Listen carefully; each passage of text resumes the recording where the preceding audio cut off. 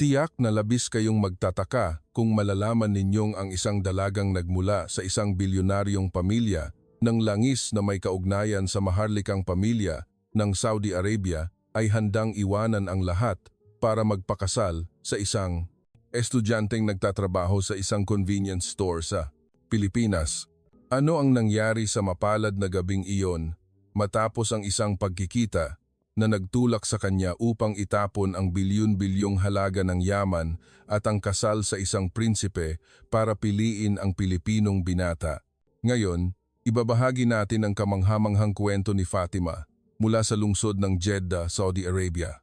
Oo, siya ay malayo pa ring kamag-anak ng kilalang angkan ng Al Saud. Kumusta? Ako si Fatima Anksao, 61 taong gulang.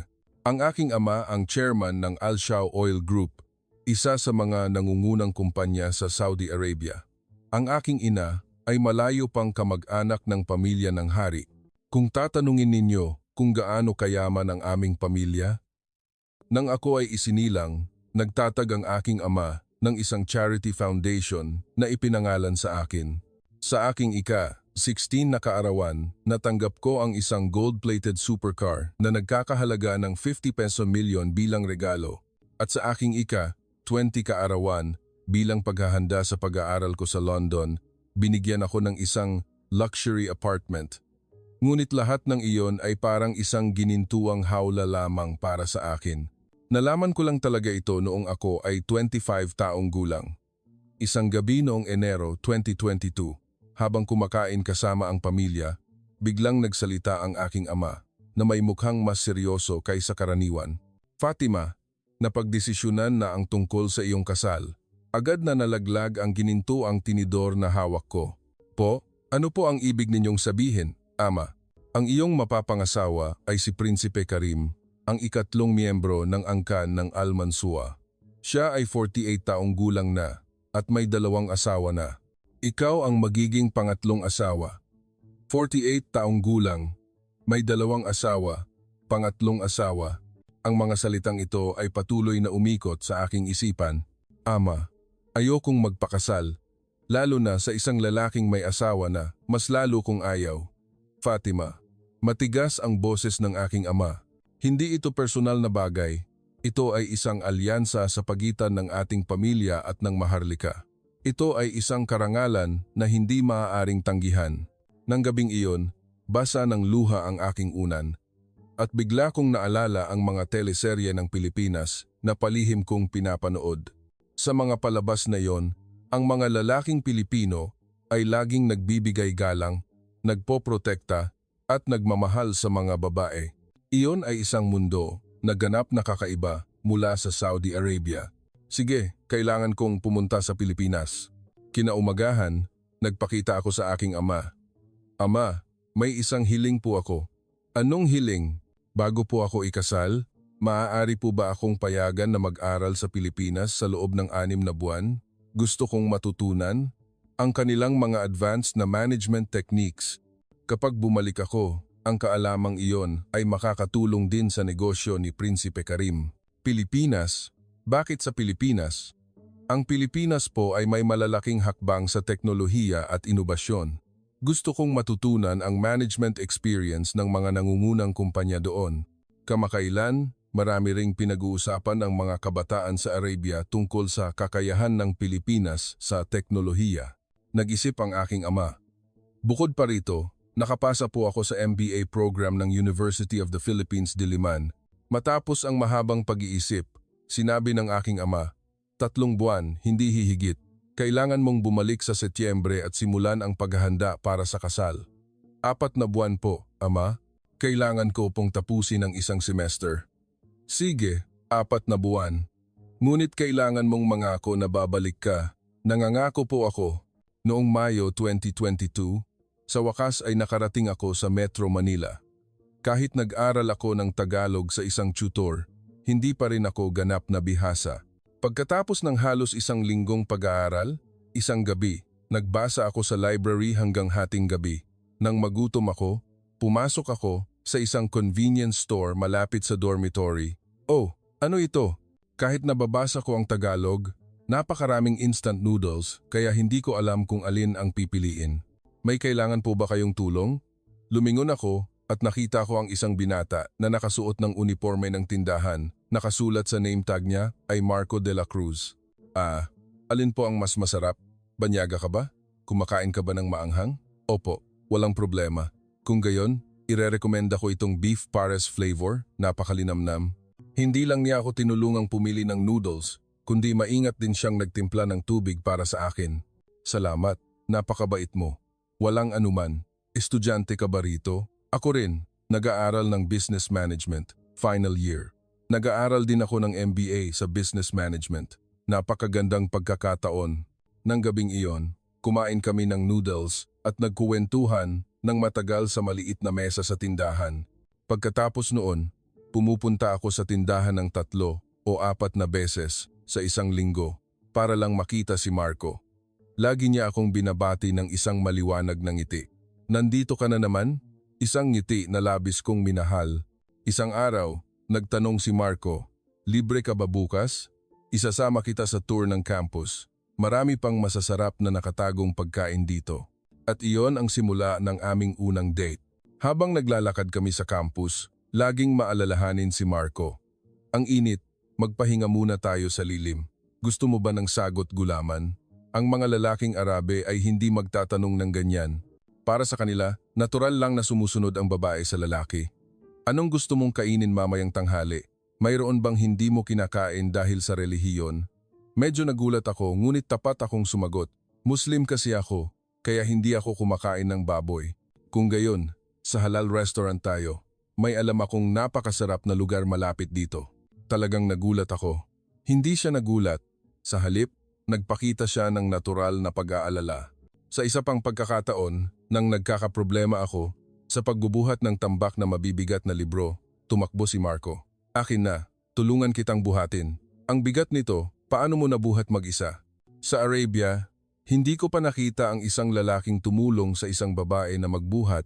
Ang mga babae ay laging kailangang magbuhat ng sarili nilang pinamili. Sa isa pang pagkakataon, nang ako ay nilagnat. Fatima, parang hindi maganda ang boses mo. Nilalagnat ka ba? Opo, kaunti. Pagkatapos ng 30 minuto, dumating si Marco na may dalang bag ng gamot. Bumili siya ng gamot sa lagnat, bitamina, at isang baso ng mainit na tsaa ng luya. Inumin mo ito, gagaling ka. Muntik na akong maiyak. Kung isang lalaking Arabe, kapag nagkasakit ang asawa nila, sasabihin lang nila, magpahinga ka na lang, at iyon na. Ang pagmamahal ko kay Marco ay lalong lumalim, ngunit ang aking pag-aalala ay lumaki rin. Tama ba ang ginagawa ko? Malapit na akong bumalik at magpakasal. Masasaktan ko ba si Marco? Tamang-tama, maingat na nagtanong si Marco. Fatima, may kasintahan ka na ba? Ang puso ko ay bumilis. Wala. Iyon ay isang kasinungalingan, may mapapangasawa na ako. Kung gayon, maaari ba kitang ligawan? Sa sandaling iyon, nagpasya akong sabihin ang totoo. Marco, ang totoo, kailangan ko nang bumalik sa Saudi Arabia at magpakasal sa isang lalaki na isinaayos ng pamilya ko. Nagbago ang ekspresyon ni Marco. Ganoon ba? Pasensya na. Sana sinabi ko na agad sa iyo. Binalot kami ng mahabang katahimikan. Pagkatapos ay nagsalita si Marco. Pero sa loob ng panahong nandito ka pa sa Pilipinas, hindi ba puwede na gusto kita? Makalipas ang isang buwan, isang araw na malakas ang ulan, wala akong payong at naipit ako sa library. Fatima, nasa library ka ba? Dadalhan kita ng payong. Pagkatapos ng 10 minuto, tumakbo si Marco. Naghati kami ng isang payong papunta sa dormitory. Pagdating namin, nakita kong basa ang kaliwang balikat ni Marco. Bakit basa ang isang bahagi mo? Para hindi mabasa ang damit mo. Wow. Sa sandaling iyon, parang natunaw ang puso ko. Mayroon pa bang lalaki na kasing gaan at kasing natural mag-alala? Marco, gusto kita. Alam kong kailangan kong bumalik, pero ngayon man lang. Pakiusap, tanggapin mo ang puso ko. Sa ilalim ng ulan, naghalikan kami sa unang pagkakataon. Isang matamis, ngunit malungkot na simula. Pagkatapos ng isang buwan na pakikipag-date, lalong lumaki ang aking pagkakasala. Napakatapat ni Marco sa akin, ngunit itinatago ko ang aking totoong pagkatao. Isang araw, Nagtanong si Marco, ano ang trabaho ng pamilya ni Fatima? Napahinto ang puso ko. Ordinaryong negosyo lang. Ganoon ba? Kung may pagkakataon na pumunta sila sa Pilipinas, imbitahan mo silang kumain kasama ang tatay at nanay ko. Nang gabing iyon, hindi ako makatulog. Maaari ko bang ipagpatuloy ang pagsisinungaling na ito? Pagkatapos ng isang linggo, nagpasya akong hindi na maaaring magsinungaling pa. Marco, may mahalaga tayong pag-uusapan. Enough. In the next sa isang coffee shop, nakaupo si Marco na may mukhang nag-aalala. Ano iyon? Marco, pasensya na. May sikreto akong itinago sa iyo. Huminga ako ng malalim at sinabi, hindi ako isang ordinaryong exchange student. Ako ang anak na babae ng Al Saud, isang bilyonaryong pamilya sa Arabia. Ang aking ama ang chairman ng pangatlong pinakamalaking kumpanya ng langis sa bansa. Nanlaki ang mga mata ni Marco sa pagtataka. At ang mas nakakagulat pa, sa loob ng 4 na buwan, kailangan kong magpakasal sa isang 48 daong gulang na prinsipe na may 2 ng asawa. Binalot kami ng katahimikan. Nakita ko ang maraming emosyon na dumaan sa kanyang mukha. Pagtataka, pakiramdam ng pagtataksil, at malalim na kalungkutan. Bakit? Bakit ngayon mo lang sinabi? Pasensya na. Sa simula, inakala ko na magiging magkaibigan lang tayo, pero napakabuti mo kaya't nahulog na ako sa iyo. Bumuntong hininga si Marco. Kaya, anong gusto mong gawin, Fatima? Babalik ka ba at magpapakasal sa kanya? Ayaw ko, pero kapag naiisip ko ang pamilya ko, napakarespetado ng aking ama. Kung lalabanan ko, tiyak na magkakaroon ng malaking problema. Kaya, dito na tayo magtatapos, tama? Bumaba ang boses ni Marco. Hindi ko alam. Talagang hindi ko alam. Mahalaga rin si Marco at mahalaga rin ang pamilya. Pagkatapos noon, hindi kami nagkita sa loob ng ilang araw. Pareho naming kailangan ng oras upang ayusin ang aming magulong isip. Pagkatapos ng isang linggo, si Marco ang unang nag-contact. Fatima, magkita tayo, sandali lang. Nagkita kami sa parke. Determinado ang mukha ni Marco. Pinag-isipan ko na, kung kailangan mo talagang bumalik, gusto ko pa ring makasama ka hanggang sa huling araw. Ayokong magsisi sa huli. Marco, pero may gusto akong itanong, Fatima. Ayaw mo talaga sa kasal na iyon, tama? Siyempre po. Gusto kong magpakasal sa lalaking mahal ko. Ayokong maging pangatlong asawa ng isang matandang prinsipe. Kung gayon, hinawakan ni Marco ang aking kamay. Maghanap tayo ng paraan. Huwag tayong sumuko agad. Pagkatapos noon, lalo pang tumibay ang aming relasyon, ngunit ang anino ng paghihiwalay ay laging nakabitin. Makalipas ang 2 buwan, kaarawan ni Marco. Anong gusto mong gawin sa kaarawan mo? Sapat na sa akin na makasama ka, Fatima. 19-2, it's Kauda. And me from, and then 19-2. Sa araw ng kaarawan, nagdala ako ng maliit na cake sa kanyang apartment. Maligayang kaarawan. Ang kuwarto ay simple ngunit malinis at maayos. Sa dingding, may mga larawan namin na magkasama. Kumain kami ng cake, uminom ng San Miguel beer, at nagkuwentuhan tungkol sa lahat ng bagay. Sa labas ng bintana ay ang tanawin ng gabi ng Maynila. Nagsisisi ka ba na dinidate mo ang isang mahirap na estudyanteng tulad ko, Fatima? Ano po ang sinasabi mo? Ang makilala ka ang pinakamalaking swerte sa buhay ko. Mahigpit na hinawakan ni Marco ang aking kamay. Sa natitirang oras natin, pahalagahan natin ito ng husto. Nang gabing iyon, marahil dahil sa epekto ng beer, natural kaming nagkalapit. Fatima. Nang dumampi ang labi ni Marco sa labi ko, parang huminto ang mundo. Okay ka lang ba? Maingat siyang nagtanong. Tumango ako. Nang gabing iyon, sa unang pagkakataon, kami ay nagkaisa. Napakalambing ni Marco. Kung masakit, sabihin mo agad sa akin. Babagalan ko.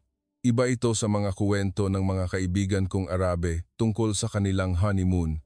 Sinabi nila na ang kanilang mga asawa ay bastos at makasarili. Ngunit kapag nagpakita lang ako ng bahagyang pagkakabigla, hihinto siya at magtatanong, okay ka lang ba? Salamat sa pagiging ganoon kalambing. Ito ang una mo. Sino ang gustong saktan ang mahal niya? Ang mga salitang iyon ay nagpatulo ng luha ko. Kinaumagahan, nagdesisyon ako. Marco, ayoko nang bumalik sa Arabia. Ayoko nang magpakasal sa lalaking iyon. Mahal kita, mahal na mahal kita. Ngunit ang katotohanan ay hindi madali. Fatima, tapos na ang deadline. Bumalik ka na. Tumawag ang aking ama. Ama, mananatili ako sa Pilipinas. Ano, kung hindi ka babalik, tatanggalin kita sa listahan ng mana. Kahit ganoon, mananatili ako sa piling ni Marco. Izelandam, of a 19 and a Propenbivo. Pagkalipas ng ilang araw, biglang dumating sa Pilipinas ang aking pangalawang kuya at tiyuhin. Fatima, magising ka. Paano ka makikipag-ugnayan sa isang pulubing Asyano mula sa probinsya? Kuya, mahal ko si Marco, mahal na mahal ko siya. Hindi mo ba naaalala ang pangako mong magpakasal sa prinsipe? Tamang-tama, dumating si Marco. Poprotektahan ko si Fatima. Ano? Sino ka? Ang suweldo mo ay hindi pantay sa driver namin. Nagbitiw ng mapang-aping salita ang aking kuya, ngunit matigas pa ring nakatayo si Marco. Hindi mabibili ng pera ang pag-ibig. Mahal ko si Fatima ng buong puso. Ang sumunod na 6 na buwan ay parang isang digmaan. Ang mga banta, panghihikayat at panggigipit mula sa aking pamilya ay nagpatuloy. Fatima, blinak ko na ang lahat ng credit cards mo. Tingnan natin kung paano ka mabubuhay. Okay lang po, basta makasama ko lang si Marco, sapat na. Itong sa katunayan, kinailangan ni Marco na magtrabaho ng 3 trabaho. Nagtatrabaho siya sa isang bodega tuwing weekend, nagtuturo tuwing araw, at nagtatrabaho sa convenience store tuwing gabi. Pasensya na, dahil sa akin, napakahirap mo. Wala kang dapat ipagpaumanhin. Ang makasama ang mahal ko ay kaligayahan na. Kahit mahirap, masaya tayo.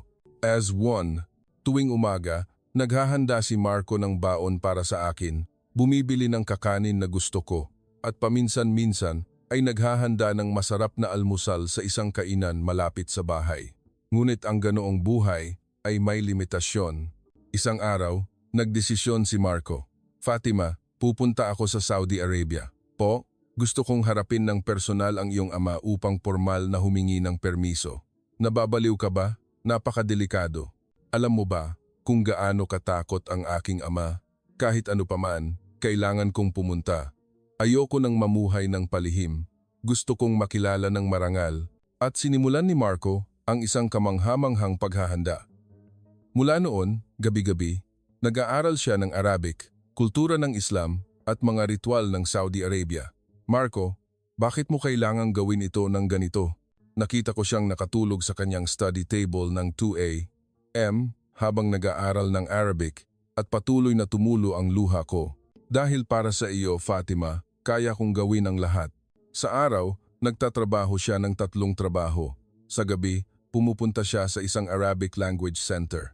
Tuwing weekend, pumupunta siya sa isang mosque sa Maynila para mag-aral tungkol sa mga seremonya.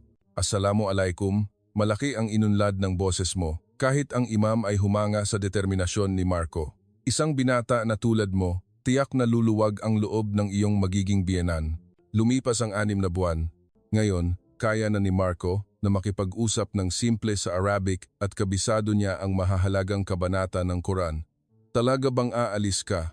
Tanong ko habang lumuluha sa Ninoy Aquino International Airport ng araw na umalis siya patungong Arabia. Huwag kang mag-alala, babalik ako kasama ang permiso ng iyong ama. Kung may anumang panganib, babalik ako agad. Naiintindihan mo ba? Mahal kita, Fatima. Noong Mayo 15, 2023, umalis si Marco. Pagdating niya sa Saudi Arabia, dumiretso siya sa bahay namin, ngunit hinarang siya ng mga guwardiya, bawal pumasok kung walang appointment. Ako ang kasintahan ni Fatima. Pakiusap, ipaalam ninyo sa chairman na gusto ko siyang makita. Kakatawa, umuwi ka na. Ang chairman ay hindi maaaring makita sa ganyang kadahilanan, ngunit hindi umatras si Marco. Lumuhod siya doon mismo. Maghihintay ako rito. Sa buwan ng Marso sa Arabia, ang temperatura sa araw ay umaabot sa higit 40 grads Celsius. Sa unang araw, dahil sa nagliliyab na araw, namula ang kanyang balat. Sa pangalawang araw, pumutok ang kanyang labi at may palatandaan ng dehydration. Sa pangatlong araw, halos wala na siyang lakas. Lihim na nagdala ng tubig ang mga katulong, ngunit tumanggi siya. Maghihintay ako ng marangal. Sa wakas, nakarating ang balitang ito sa aking ama. Ano? Isang Pilipinong binata, nakaluhod sa harapan ng bahay sa loob ng 3 araw. Nang ikatlong gabi, personal na lumabas ang aking ama. Ikaw ba ang Pilipinong bata? Kahit hirap na siya sa dehydration, sinubukan ni Marco na tumayo at magbigay galang. Assalamualaikum, ako po si Marco de la Cruz. Nagulat ang aking ama na ang isang taga-silangan ay nakapagbigay galang sa Arabic ng napakahusay. Bakit mo ginawa ang kalokohang ito? Maaari itong mapanganib sa buhay. Dahil mahal ko si Fatima ng buong puso, para mapakasalan siya, handa akong isakripisyo ang buhay ko. And as after, pinapasok ng aking ama si Marco at opisyal na nagsimula ang pagsubok. Tiyak na wala kang alam tungkol sa ating relihiyon, ang Islam. Agad na nagsimula si Marco na bumasa. Bismillahirrahmanirrahim. Binasa niya ang unang kabanata ng Quran ng walang mali na nagpatulala sa aking ama. Ang ating kultura, tiyak na wala ka ring alam. Nagtimpla si Marco ng tsaa at inihain ito ayon sa tamang ritual ng Arabe. Ginamit lang niya ang kanyang kanang kamay at itinagilid ang tasa sa eksaktong anggulo. Bakit mo alam ang mga bagay na ito? Kung gusto kong pakasalan si Fatima, inisip ko na kailangan kong malaman ang mga ito. Pagkatapos ng araw na iyon, nagbigay ng isang kamangha-manghang alok ang aking ama. Sige, manatili ka sa bahay namin sa loob ng 1 buwan. Sa panahong ito, papanuorin kita. Ang buhay sa bahay namin sa loob ng 1 buwan ay talagang isang pagsubok. Gumising ng 4 a.m. para magdasal. Sumama sa aking ama sa negosyo tuwing araw para matuto at kumain kasama ang pamilya tuwing gabi para maintindihan ang kultura ng Arabe. Lalo na sa Ramadan, mas mahirap ngunit hindi siya nagreklamo. Ang aking mga kuya na mariing tumutol noon ay nagsimulang magpakita ng kabaitan. Marco, maglaro tayo ng football? Nag-alok ang aking pangalawang kuya. Ang aking ina, nang makita si Marco na tumutulong maghugas ng pinggan sa kusina, ay naantig. Kahit ang aking lola, na mahirap pasayahin, ay umamin. Ang batang iyon ay may napakalinaw na tingin. Kitang-kita mo na mahal niya talaga si Fatima. Nang malapit ng matapos ang 1 buwan, ibinigay ng aking ama ang huling pagsubok. Maghanda ka ng plano para sa pagtatatag ng branch ng ating kumpanya sa Dubai. Gusto kong makita. Iyon ay isang halos imposibleng kahilingan sa loob ng 1 linggo. Ngunit nagpuyat si Marco ng maraming gabi para tapusin ang plano. Ito ay isang ulat na may higit 50 pahina tungkol sa isang pioneering strategy upang magbukas ng bagong merkado sa pamamagitan ng cultural exchange ng Pilipinas at Middle East na nakasulat sa 3 wika, Arabic, English, at Tagalog, Filipino. Binasa ng aking ama ang ulat at nanatiling tahimik ng matagal. Marco, Chairman, mula ngayon, tawagin mo akong ama. Ang magkaroon ng manugang na tulad mo ay isang karangalan para sa akin. Pinapayagan ko kayo ni Fatima na magpakasal. Bita, here's from me. We have to pause joy in 2 pints of fries. Hinawakan ni Marco ang 2 kamay ng aking ama at nagpasalamat ng paulit-ulit. Ama, gagawin kong masaya si Fatima habang buhay. Tamang-tama, tumunog ang aking telepono. Si Marco. Fatima, nagtagumpay ako. Pumayag na ang ama mo. Niyakap ko ang telepono at umiyak ng humihikbi. Iyon ang mga luha ng kaligayahan. Pagkatapos kong ibaba ang telepono, patuloy akong umiyak dahil sa labis na tuwa at kaluwagan. Kinaumagahan, bumalik si Marco sa Pilipinas. Nagkita kami sa NAIA at nagyakapan ng walang pakialam sa mga tingin ng mga tao sa paligid. Nagawa mo talaga, Marco, salamat. Simula pa lang ito, mahal. Marami pa tayong kailangang pagsikapan. Pagkatapos ng 1 linggo, nag-video call ang aking ama. Fatima, Marco, pumapayag ako sa inyo, may ilang kondisyon. Tumango si Marco na may mukhang kinakabahan. Una, ang kasal ay dapat igalang ang tradisyon ng parehong bansa. Siyempre po, ama. Pangalawa, huwag mong hayaang mawala sa iyo ang iyong pagmamalaki bilang anak na babae ng aming angkan. Tinitiyak ko po, ama. Pangatlo, nag-alinlangan ang aking ama sandali. Narinig ko na tinanggihan mo ang tulong pinansyal at gusto mong magsimula sa sarili mong pagsisikap. Ang pagpapahalaga sa sarili na iyon ay kapuri-puri, ngunit hindi ko kayang panoorin ang aking anak na babae na magdusa. May alok ako. Anong alok po, Ama? Sabi mo, gusto mong magnegosyo tungkol sa cultural exchange ng Pilipinas at Arabia, tama? Kung gayon, i-invest ko ang inisyal na pondo para sa iyo. Pero kailangan mong ibalik ang kapital at interes sa loob ng 5 taon. Kung mabigo ka, kailangan mong bumalik, Fatima, at manahin ang ari-arian sa Arabia. Naging matindi ang kapaligiran. Mahigpit na hinawakan ni Marco ang aking kamay. Opo, Ama, sa loob ng 5 taon, ibabalik ko ang lahat at patutunayan ko sa inyo na kaya kong gawin. Sa unang pagkakataon, ngumiti ang aking ama. Mabuti, gusto ko ang determinasyon na yan. Pagkatapos ng 2 buwan, nagkita ang 2 pamilya sa Metro Manila. Lumipad ang aking mga magulang mula sa Arabia at mainit silang tinanggap ng mga magulang ni Marco. Tuloy po kayo, tiyak na pagod kayo sa mahabang biyahe. Mabilis na naging magkaibigan ang 2 ina. Ang manugang ko, tiyak na napakaganda sa Filipiniana. Ang anak namin, gusto rin daw matutong magluto ng mga pagkaing Pilipino. Ang kasal ay itinakda sa Oktubre 2023 na gaganapin sa Pilipinas at Arabia. Oktubre 15, 2023, dumating ang araw ng aming kasal. Naghanda ako sa beauty parlor mula Lyman A. Ang kulay pulang Filipiniana gown at ang headpiece ay nagpadama sa akin na isa akong tunay na nobya ng Pilipinas. Nang bumukas ang pinto ng simbahan, naglakad ako sa daanan ng bulaklak. Nagtagpo ang aming mga tingin ni Marco. Tumulo ang luha sa kanyang pisngi. Tinitigan niya ako, nakanganga sa pagtataka, kaya hindi ko rin napigilan ang aking damdamin. Fatima, ang ganda mo, nangginginigang boses ni Marco. Ang mga bisita sa kasal ay humanga. Tingnan mo ang nobya. Ang isang banyaga na nakasuot ng Filipiniana ay napaka-misteryoso, parang isang goddess mula sa silangan.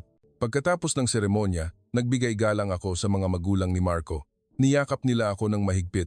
Naiiyak ang aking biyenan na babae. Manugang ko, ngayon, isa ka ng tunay na anak ng aming tahanan. Hinawakan din ng aking biyenan na lalaki ang kamay ko at sinabi, maligayang pagdating sa pamilya.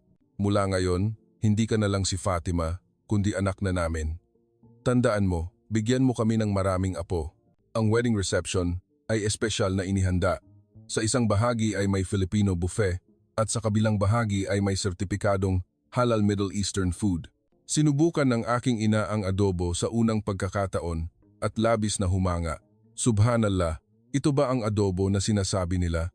Ang sarap. Nagtaas din ng thumb ang aking ama nang kainin ang grilled prawns. Napakasarap ng lutuing Pilipino. Pagkatapos ng 1 buwan, lumipad kami sa Arabia para sa pangalawang kasal. Masikap na nag-practice ng Arabic si Marco. Sa araw ng kasal, lumabas siya na nakasuot ng puting thobe na may gold embroidery at nakabalot ng bisht na parang isang prinsipe na lumabas sa isang kuwentong bayan. Samantala, nagsuot ako ng gold gala gown na may diamond studs at pearl tiara. Nang dumating ang oras ng panunumpa, binasa ni Marco ang kanyang panunumpa sa Arabic na may malinaw at malakas na boses. Ako, si Marco de la Cruz, ay nanunumpa sa harap ng Allah na pakasalan si Fatima Ansiao, mamahalin, igagalang, at poprotektahan ko ang aming tradisyonal na kultura. Ang kanyang perpektong accent at matatas na Arabic ay nagpatulala sa mga bisita. Paano nangyari? Ang isang Pilipino, nakapagsasalita ng perpektong Arabic sa loob lamang ng 6 na buwan? Pagkatapos ng panunumpa, niyakap ng aking ama si Marco at sinabi, ngayon, ikaw ay anak ko na. Isang tunay na miyembro ng angkan ng Al Saud.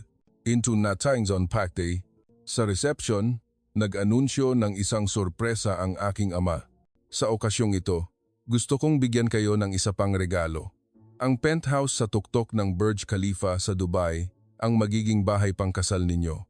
Tumayo si Marco at mapagkumbabang tumanggi. Maraming salamat po, Ama.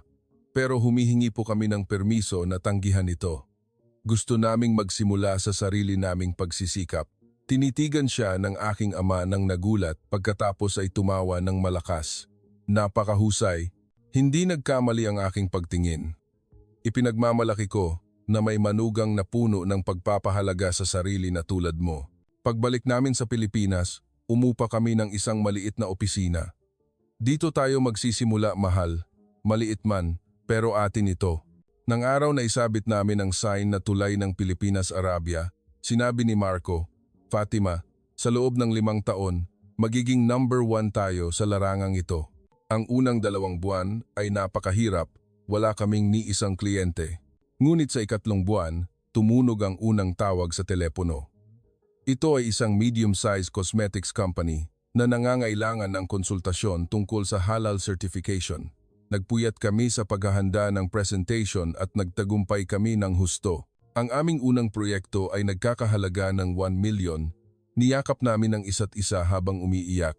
Pagkatapos noon, nagsimulang kumalat ang reputasyon ng kumpanya. Sa unang taon, umabot kami sa 5 milyong benta. Pagsapit ng 2025, binabayaran pa rin namin ang utang sa aking ama at nakabayad na kami ng 50 milyon yen. Tuwing nagre-report kami ng mga resulta, labis na ipinagmamalaki kami ng aking ama. Magaling!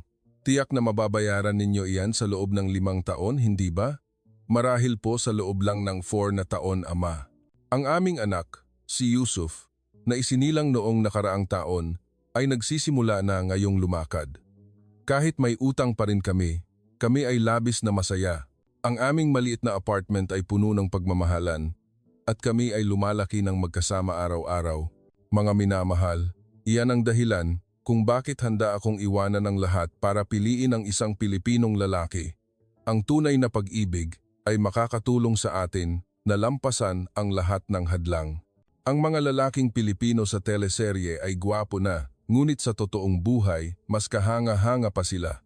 Naging interesante ba ang kwento ko ngayon? Sa susunod na linggo, magdadala kami ng mas maraming kwento tungkol sa mga kahanga-hangang international couple. Huwag kalimutang i-follow, i-like, at i-share. Ang inyong suporta ang pinakamalaking inspirasyon namin upang magpatuloy sa paggawa ng makabuluhang mga video. Salamat po.